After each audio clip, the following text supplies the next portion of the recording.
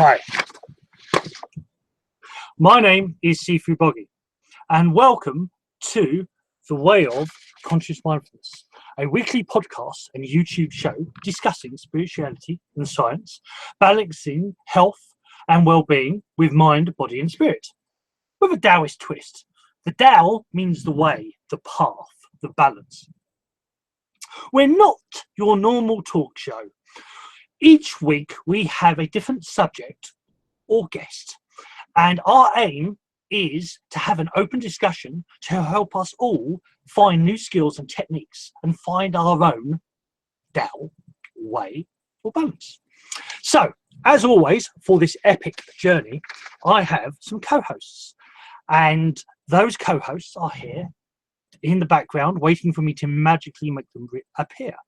So the first co-host is the ever-present, the ever-mystical, the ever-magical. It is Chris, the questioner. Good evening, Chris. How are you doing tonight? I'm very good, thank you, Boggie. Pleased to be here. Awesome. As always. And we're pleased for you to be here, which is even better. So the next co-host is new to the show. Her first appearance was yesterday, last week, on the show, and she does many different things. And in fact, she'll have a show in about a month's time, I think it is. So it is the wonderful, the beautiful, the very mystical. It is Sifu Shui, as I call her, or it is Sharon. Good evening. Oh, stay there. Will I find her? I've lost her again. Good evening, Sharon. There you are. Good evening. How you doing? You did, Boggie. Oh, okay. Right. I can't unmute her. That's on her side. So, hi, Sharon. Hope you're well. Right.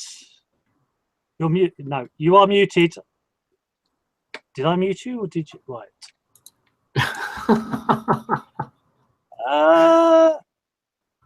Let's see if I can unmute. No, I can't unmute her. It's on her side. I can't unmute. You have to unmute yourself, Sharon. You have to figure that one out. Yeah. If you put, can you hear me? There you go. Yeah. Yes, we can hear you now. That's cool. Very mystical. It was part of the, part of it all. Yeah, very mystique. Actually, you can't hear me. I quite like that. Mystic Shui. Mystic Shui. I like it. I'm going up in the world now. Yeah. Well, Sifu was pretty cool, but now you're Mystic Shui. No, yep. Mystic Shui. That's now your nickname. Right, Mystic Waters. There's a song like that anyway. But anyway, I digress. So, as always, as you can tell, we're a little bit mad sometimes, but it's all good. It's all part of the fun. So, we tonight have a very wonderful guest, as always. And this guest does, her topics tonight will be tapping into your potential, unlimited possibilities of co-creating with nature, which sounds very interesting. So, we will then say, and she will have to unmute herself as well, because I can't do that. So we will introduce, so good evening and welcome to Brandie, and this is the show of the Way of Brandie Kohl. Good evening, Brandie. Hi, hello everyone. Hi, Brandie. Hi, cool. So first, Brandie, just what do you actually do? What are your skills? That's going to actually be for a twist. That's my question to start the show. What do you actually do? What are your techniques? What are your skills? Okay, so I'm really interested in herbalism and organic gardening, and I also co-create products with nature that I use, like with essential oils, flower essences, and I also am an intuitive, and I read the body field as a map of consciousness, and by tapping into the energy field, we can make shifts within the crystalline matrix of that human body field in order to rapidly heal our physical body and have physical regeneration and cellular renewal.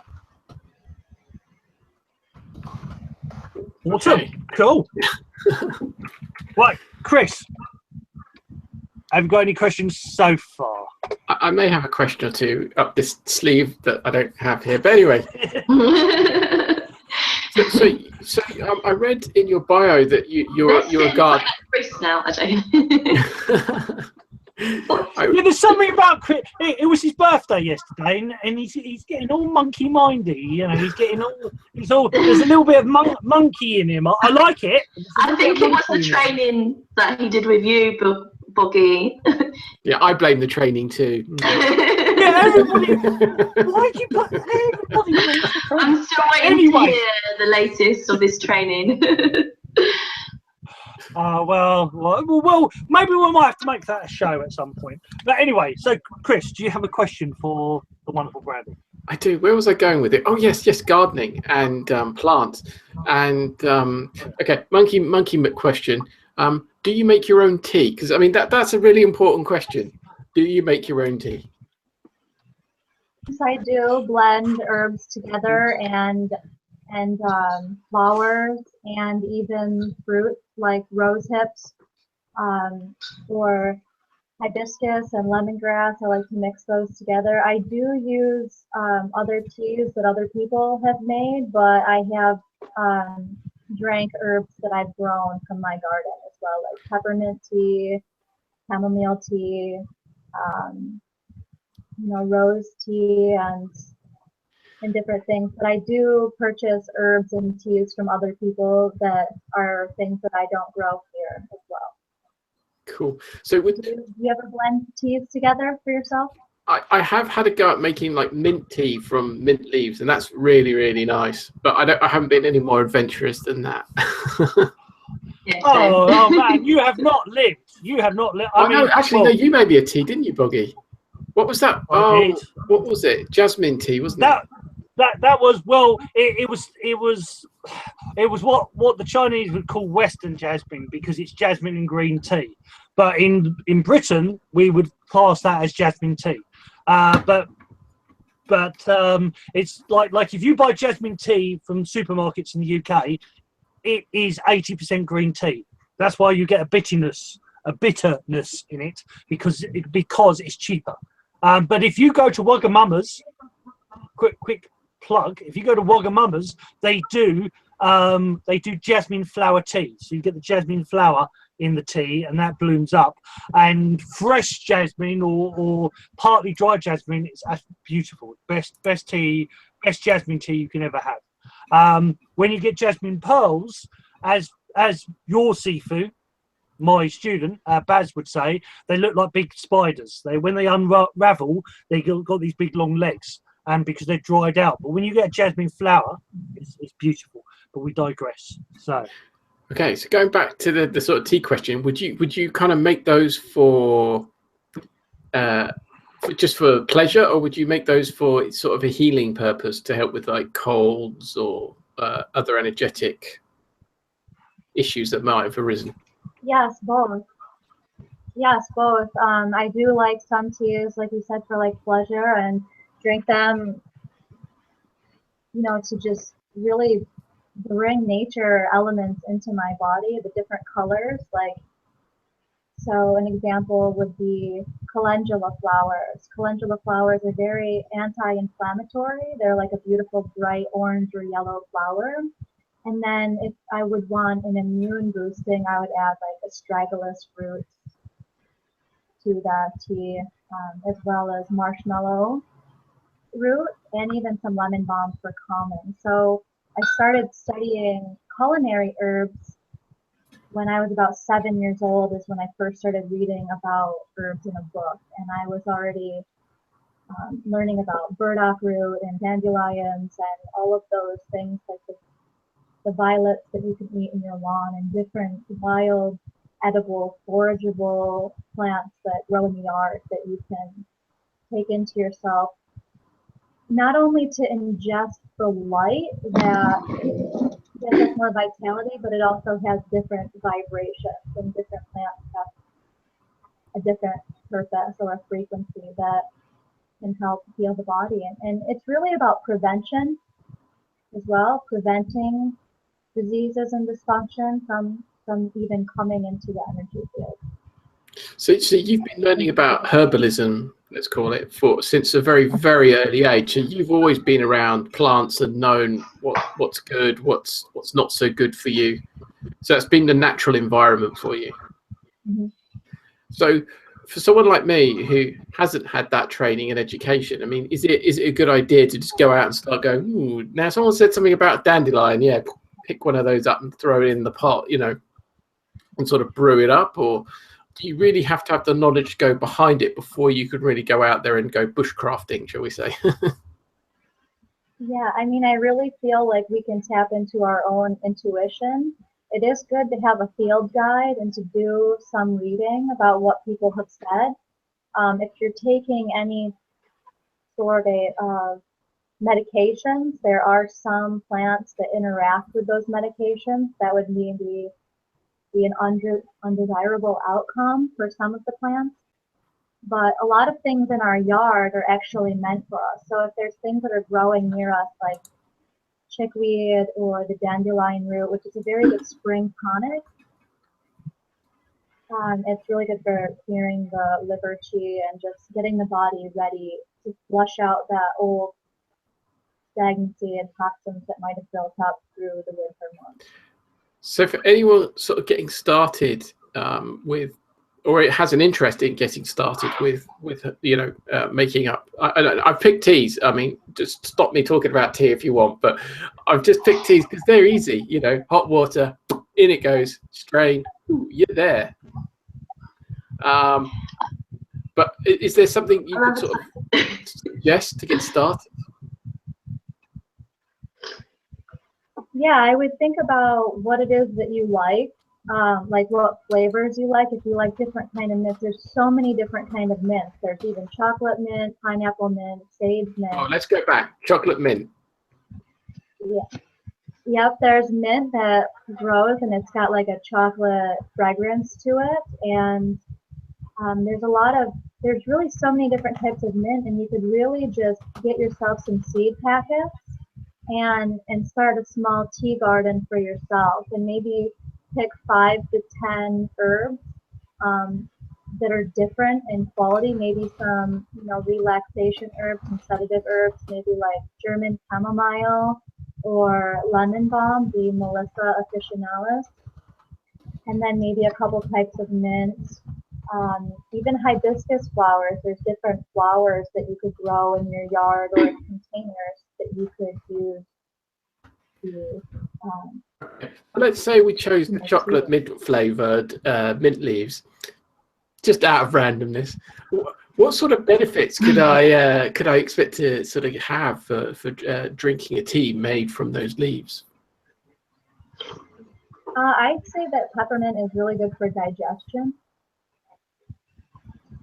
Yeah, okay. And also the oils in the peppermint can help to keep your gums fresh and clean. And so not necessarily just making them in tea. So like in between meals, you can chew on these different leaves or seeds, like say fennel seeds. You could grow a fennel plant and then chew on the seeds in between your meals. It helps you digest your food, and it also cleans the saliva, cleans the mouth as well. Gives you like a fresher taste in your mouth in between meals. Okay, cool. So just, you know, throwing it out there because I am genuinely interested in this. I did try and grow a herb garden last year, but kind of got away from me. So what, literally you just get, I don't know, one of those little plastic containers, you bung your seeds in, stick it in front of the sun and just wait for it to come up, really? Or would you say a back garden's better? Well, a container garden is good, or a raised bed is fine. It depends on how much space you have. You could build a raised bed, maybe like a foot by a foot, little, like with wood, and then put the seeds in there. Before, I just would plant the seeds, water it, and, you know, commune with the plants and really just enjoy it and see the beauty in it and the color in it, and that's healing in itself. And then in 2012, 2013, I started more working with the Daoist and the plant spirits.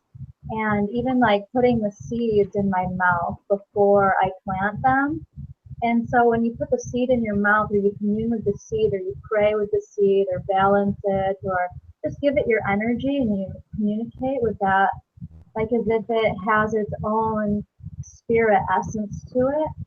Like an example, putting that seed in your mouth, the neurotransmitters that are in your brain, the chemicals that are in the saliva, will actually communicate with the seed, and then something like mystical, I guess you could say, happens, and the plants will grow according to a balance for you. And so that's something that I'm still really researching and learning about.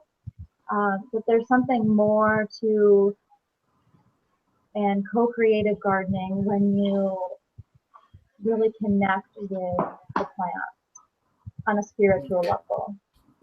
I know very much.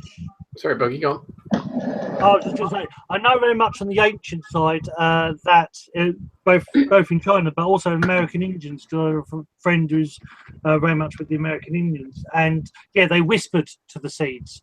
So, when he was saying, you know, that they would whisper in their mouth. So and it's the whole point of this, putting the intention within the mouths. Now, I don't know how much.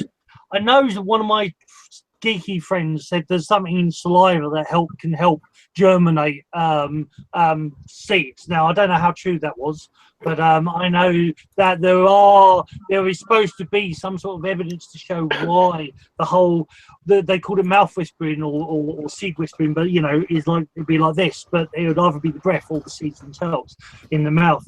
But I do know that there was psychic studies done where children, especially children, there was this thing in India and China. They called them the super psychic babe. Boggie.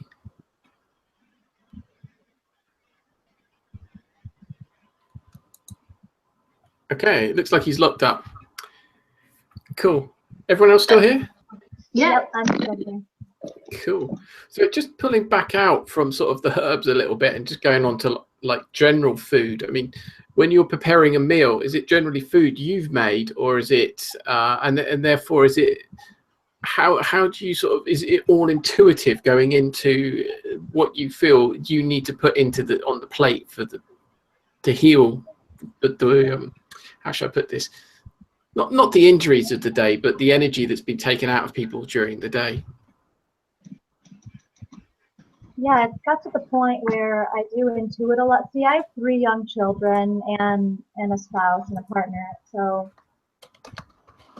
I really have to cater to the younger children's palates a lot as well. Now, I love to eat fresh stuff, and I've learned a lot about fermenting foods and pickling foods, and I like to take those. But since I'm quite familiar with herbs, I will put different herbs and foods together that I feel like would be best going together, like a complete meal, a complete protein.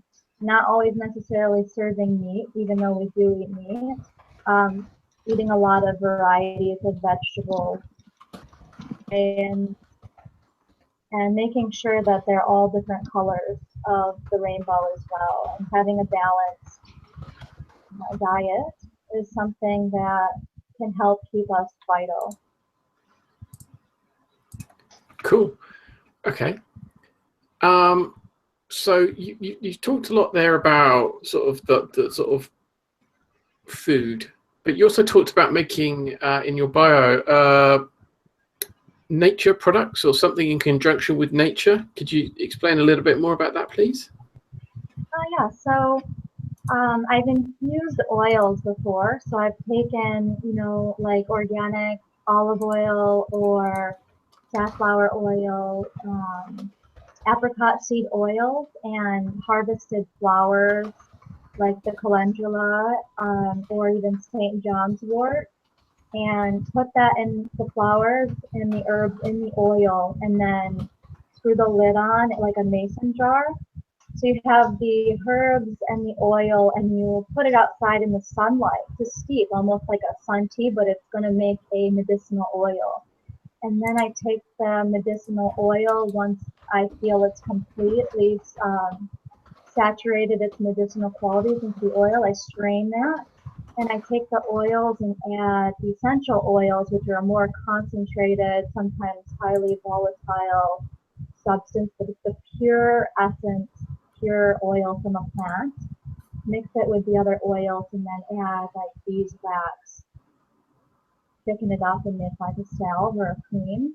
And you can blend that oil together with aloe vera and make like a mousse, like a burn mousse cream. Or if you use the calendula and the St. John's wort, valerian, and arnica mixed together, you can make a bruise balm that really goes really deep in the muscles, so that it feels like, for dancers or people that do hard labor, like my husband James, he's a Mason and he does a lot of hard labor work, restoring churches and historical buildings. He's going to be working in a state park doing some historical chimneys. So massaging that oil on the body really helps to lessen the pain and speed up the healing process. And then some other things I've made, so I take like a menstruum or an alcohol and mix it with water, so it's not straight alcohol, and put the roots, stems, flowers, leaves, whatever part of the plant is best for the particular tincture or medicine that I'd like to create. So like if you take the passion flower, for example, or skullcap, and you fill a jar, maybe like a quarter of the way full, then you want to do like half full with alcohol. And if you started at a new moon, the process of the moon affecting the tides in the water will pull the medicinal qualities out of the herbs into the alcohol in the water, and then you strain the herbs from that, and then you have a dropper bottle that you can bottle up the medicine, and then you take a few drops here and there. So when I mentioned passion flower or skullcap, that would be really good for women to take on their monthly cycle when they're starting to feel maybe anxiety or cramping, and it really helps us to sleep and to relax. And there's so many other different herbs that you can use, like astragalus root I mentioned earlier. It's really good for the immune system. Cool, So those cool. are 3 things that I have created over the years. So the lunar cycle actually has a bearing on the oils that you make, and the seasons. Yeah, it does sometimes. So can the seasons also affect the oils, or? I would say so. I don't really make a lot of products in the winter, maybe some teas, but it's best when you have more sunlight and when you can put the jars outside. Some medicines you can make in the winter, like the tinctures, and that's okay. And you can steep these stems or leaves or roots in the alcohol for 2 weeks to 6 months. But beyond 6 months, you don't get any more medicinal qualities out of the plant matter, I think, after about 5 or 6 months. So the stronger the quality of medicine, I'd say maybe like 1 full lunar cycle or 2 full lunar cycles, depending on what you're making. Like something that is made really easy for the common cold is something called spilanthes, and you grow that, and it's like a tropical plant, and they have these like little